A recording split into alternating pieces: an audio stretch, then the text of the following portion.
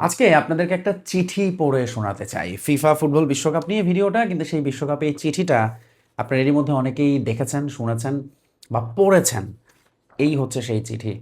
এই চিঠিটা বেসিক্যালি কাগজের ওপর কলম দিয়ে লিখা, হাতে লিখা একটা চিঠি, যে চিঠিটা পাওয়া গিয়েছে লস অ্যাঞ্জেলেসে ম্যাচ শেষে সেখানকার ড্রেসিং রুমে, লকার রুমে, ইরানের লকার রুমে। ইরান এখানে দুটো ম্যাচ খেলেছে, ইরান ফুটবল টিম।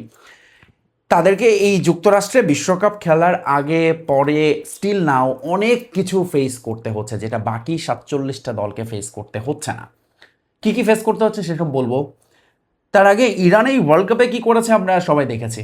হিরোইক একেবারে ইরানের এই ওয়ার্ল্ড কাপ যাত্রাটা। প্রথম ম্যাচে নিউজিল্যান্ডের সঙ্গে 2-2 গোলে ড্র করে একটা পয়েন্ট নেয়, যদিও তাদের ওই ম্যাচটা জেতা উচিত ছিল অবভিয়াসলি। পরের ম্যাচে বেলজিয়ামের সঙ্গে তো অসাধারণ, নায়ক হয়ে গেছেন ইরানের ওই গোলরক্ষক না, আলী রেজা। এগুলো তো খেলার খবর, বাট খেলার বাইরে কি কি হচ্ছে সেটার প্রমাণ পাওয়া যাবে এই চিঠিতে। আমি একটু চিঠিটা পড়ি, শোনেন আপনারা। From the ancient Persia of thousands of years ago to the civilised Iran of today. পারস্য বলা হয় ইরানকে, আগে এটাই তাদের নাম ছিল। বিশাল সাম্রাজ্য ছিল তাদের।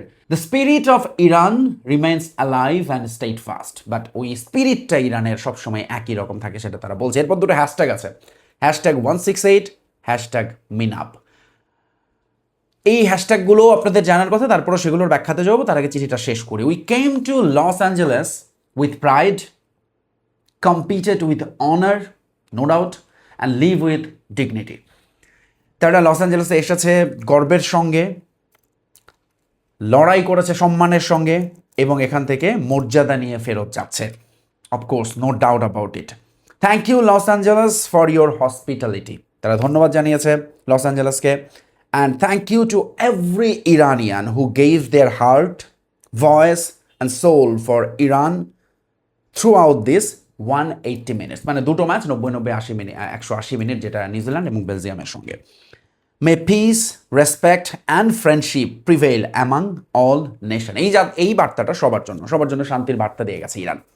ওকে, এই হচ্ছে একটা খুব ছোটোখাটো কয়েক লাইনের একটা চিঠি, কিন্তু এটার একটা বিরাট বড় ইম্প্যাক্ট পড়ে গেছে। এমন কোনো আন্তর্জাতিক গণমাধ্যম নেই যারা এটা নিয়ে রিপোর্ট করেনি। ইরানের এই চিঠিটা এতটাই পাওয়ারফুল যে ধরেন এখন তো অনেক কিছু ঘটছে। যুদ্ধ এই মুহূর্তে চলছে না বটে, বাট যুদ্ধ পুরোপুরি বন্ধ হয়নি, এবং still now negotiation is going on between Iran and the USA counterpart, যেখানে ইসরায়েল আছে, আরও অনেক মিলে, তাই না, শক্তিগুলো মিলে। ইরানের এই নেগোসিয়েশন এখন পাকিস্তানে চলছে সবশেষ যেটি আপডেট। কিন্তু এই চিঠি দিয়ে যেন একটা বিরাট বড় জবাব দিয়েছে তাদের প্রতি, যে অবিচার করা হচ্ছে এই বিশ্বকাপে, আনফেয়ার। ফিফাকে বলা হয় fair play, but this is really unfair in this world cup, যেটা কখনোই ঘটেনি। কি কি ঘটেছে আগে সেটা বলি ইরানের সঙ্গে। প্রথমত হচ্ছে, ইরান যখন এই বিশ্বকাপে খেলতে এসেছে, তাদেরকে তাদের দলের স্টাফদের অনেকের ভিসা দেওয়া হয়নি, রিজেক্ট হয়েছে। বিশেষ করে যারা ব্যাকরুম স্টাফ, অনেকের ভিসা লাস্ট মোমেন্টে দেওয়া হয়েছে। ট্রাভেল প্ল্যান একসাথে করা যায়নি। অনুশীলন প্ল্যান ভেস্তে গেছে, কারণ তাদেরকে অনেকটা সময় লেগেছে এবং নানান রুলস অ্যান্ড রেগুলেশন সেট করেছে তাদের জন্য। তার মধ্যে একটা কি, এই দলটা চেয়েছিল মেক্সিকোতে তাদের খেলা হোক, ইউএসএতে তারা আসবে না। ফিফা সেটা শোনে নাই, বা আয়োজক ইউএসএ সেটা শোনে নাই, কিন্তু তাদেরকে রেখেছে মেক্সিকোতে, খেলাচ্ছে ইউএসএতে, এই শর্তে যে তোমরা ম্যাচের দিন ইউএসএতে থাকতে পারবে না, খেলা শেষ, গো ব্যাক টু মেক্সিকো। তাদের বেস হচ্ছে মেক্সিকোর তিজুয়ানাতে। সেখান থেকে তারা ম্যাচের আগের দিন শুধুমাত্র আসার অনুমতি পায়। তাদের ভিসারতে একদম নির্ধারিতভাবে বলা আছে শুধুমাত্র ম্যাচের আগের দিন ট্রাভেল করতে পারবে, এবং ম্যাচের দিন ইউএসএ থেকে মেক্সিকোতে চলে যেতে হবে। এই শর্তে তারা ভিসা পেয়েছে। ঠিক ম্যাচের আগের দিন তারা আসে, ভেন্যুতে অনুশীলন করে একদিনের মধ্যে যতটুকু হয়।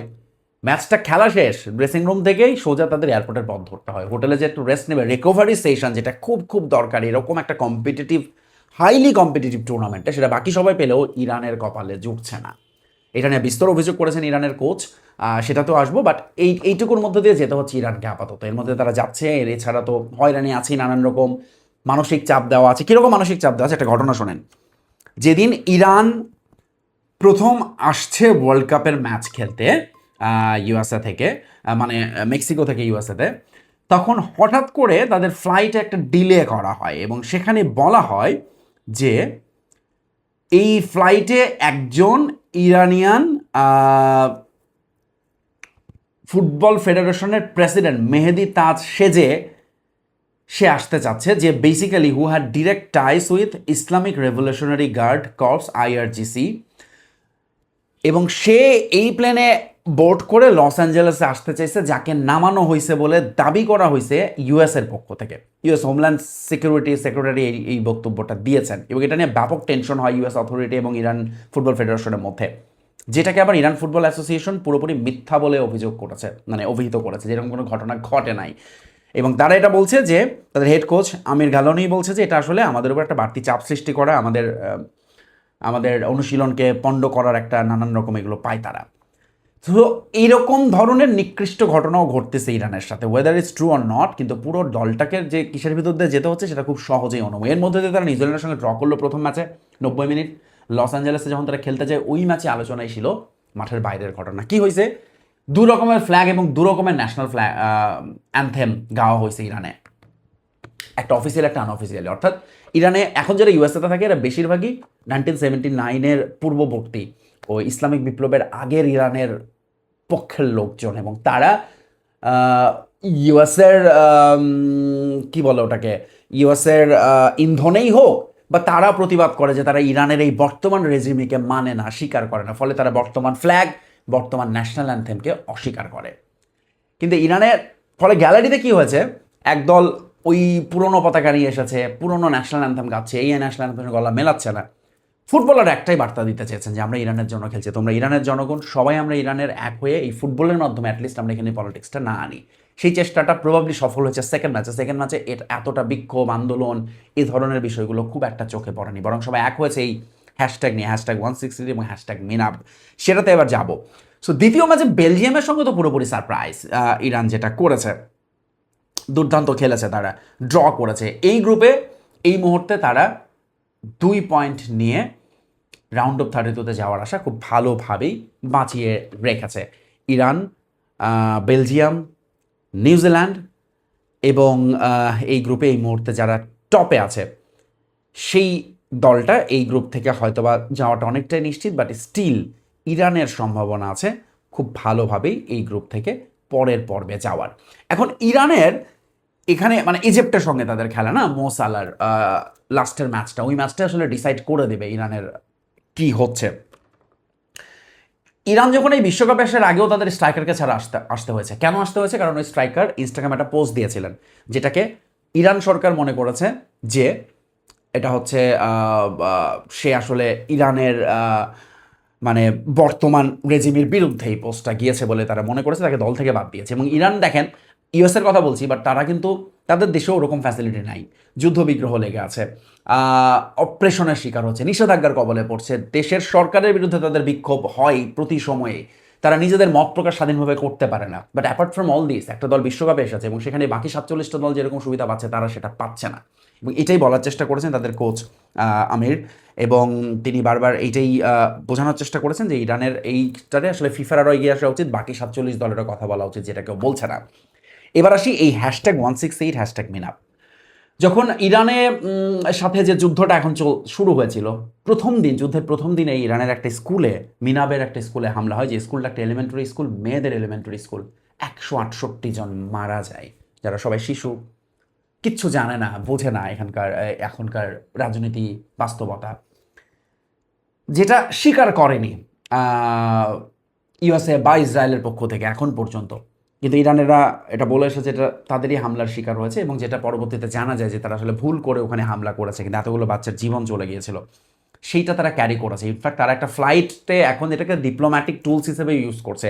বিশ্বকাপে তারা একটা পিন পড়েছিল আগের ম্যাচে, এবং তাদের রাজনৈতিক নেতারা ওই পিনটা ব্যবহার করেন, যেখানে মিনাব #168 লেখা থাকে।